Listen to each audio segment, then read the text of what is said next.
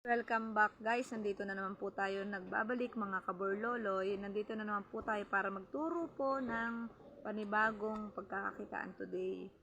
So medyo mahirap po siya guys, pero pag kayo naman po ay nabihasa na sa paggawa, hindi na po siya mahirap. Pero sa nyo, hawakan nyo dito sa kamay ninyo, papuntang balikat. Yun po yung sukat niya.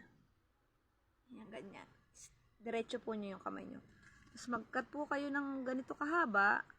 So, bali ito ay isang dangkal. Isang dangkal guys, ha? Isang dangkal. Ito pong ating pandikit, lighter, at beads. Yan. Yan po ang gagamitin natin. So, start na po tayo. Bali, ganyan lang guys ang dulo, yung pinakahawakan ng bracelet, no? Ganyan ang haba. So, bubuhulan natin. Yung buhol po guys, ang purpose po nun is pang tanda lang. Yan. Ganyan siya. So, bali, ito na yung haba ng hawakan natin ng bracelet. Papasok ko na yung beads na isa.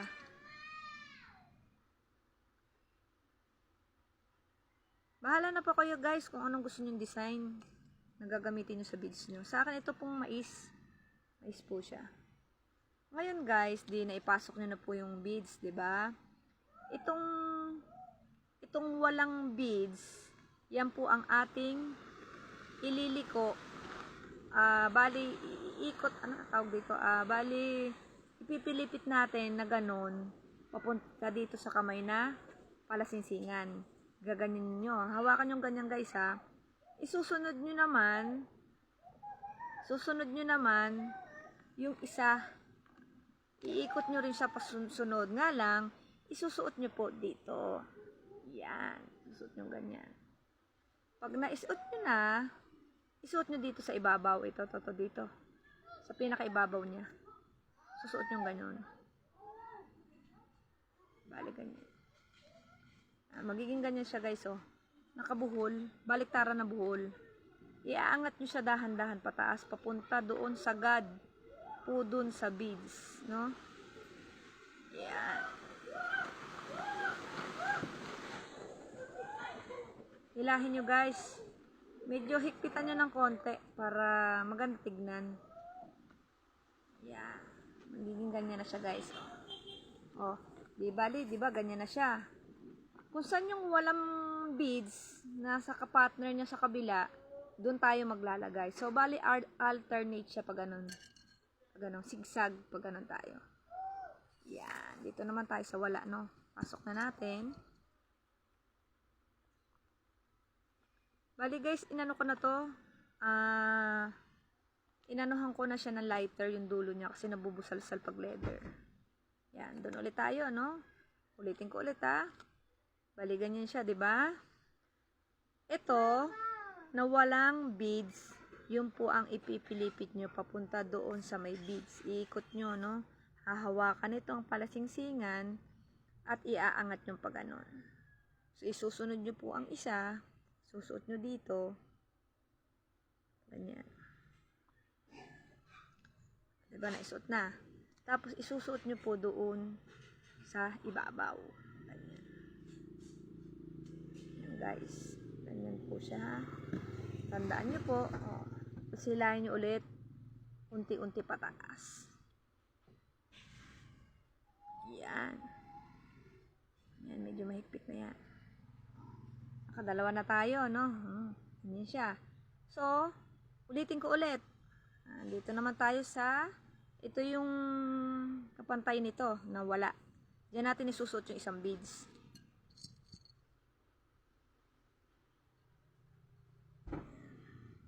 Ulitin ko ulit guys. Itong isa na wala pong beads na hinahawakan ko, yan ang ating iikot papunta dito sa ating palasingsingan. Yan o, nakaganyan siya. Ang nakaganon lang. Tapos itong isa, isusunod po natin. At ipapasok natin dito sa ilalim niya. Ilalim niyang ganon. Hilahin nyo dahan-dahan.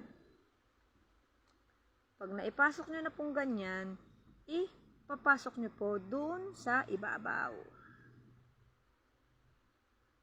Yan. Magiging ganyan siya guys, oh. Ang buhol kasi nito guys, kabilaan, may buhol sa harap, may buhol sa likod.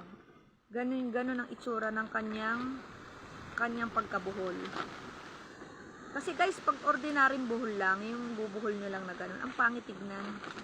Kaya itinuturo ko po sa inyo yung magandang design na gagawin nyo pang bracelet. Magandang design siya. Hindi siya yung, ay, tsaka. Yan o, ganyan ang huling pakita ko sa inyo. So, nadagdag 1, 2, 3, 4, 5, 6, 7. So, dito ko lang guys isinukat sa akin. Yan. Ganyan. Bali, saktong-sakto lang po. Yan. O, dito na po tayo guys sa kakat na natin. Anak, gunting.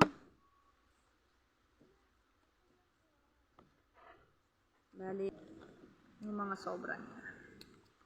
Yan. Ngayon, pagpantay na siya, gagawin na po natin ngayon is pagdidikitin natin ganon. So, maglalagay na po tayo ng lock niya. Yung para doon natin hihila-hilahin yung bracelet. Ito po. So, bali, sinunog. Hindi ko siya sinunog. Kasi bali yung leather is sobrang dulas niyan. No? Pagka hindi nyo po siya sinunog, yan. Ano po siya? Yung busalsal niya, mabibitawan nyo talaga. Yan. Bali ganyan, hilahin ko na sa dahan-dahan. Talagang patient lang talaga pag umaano tayo, yung gagawa tayo ng ganito. Tayo magmamadali. Yan, silahin natin na ito. Yan, para malaman natin kung sobrang naman ang sikip niya. So, bali ganyan na siya guys, no? Ngayon, hindi na natin siya ikakat guys. Tulad ng turo ko, ng isang vlog ko, na yung pambatang kids na bracelet. Ganon din po ang gagawin natin.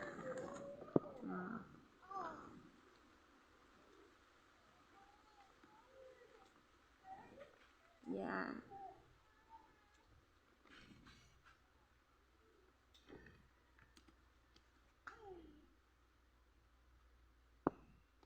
Ay, may dikit na sa kamay ko. Oops. Yan.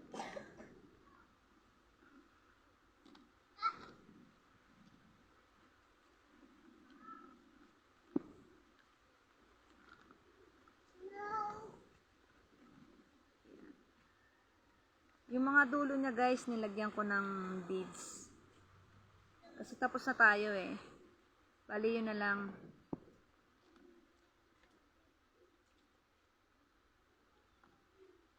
Yan. Last one. Dito na naman po ang panginginig. Tapos na lang. Op. Yan. Na tayo guys. Ang cute niya.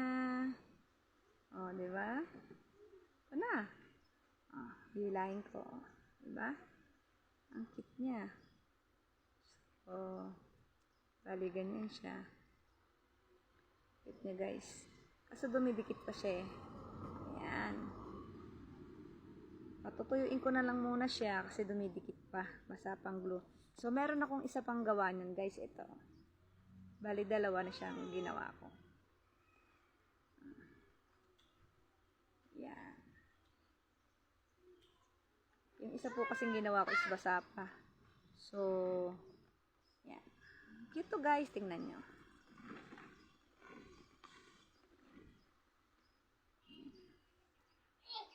Diba?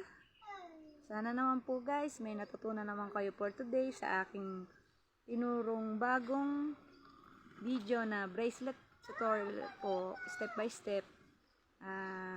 Sana po huwag kayong magsawang mag-like and mag-nood sa aking Facebook page po at God bless po sa inyong lahat. Maraming po salamat. Thank you.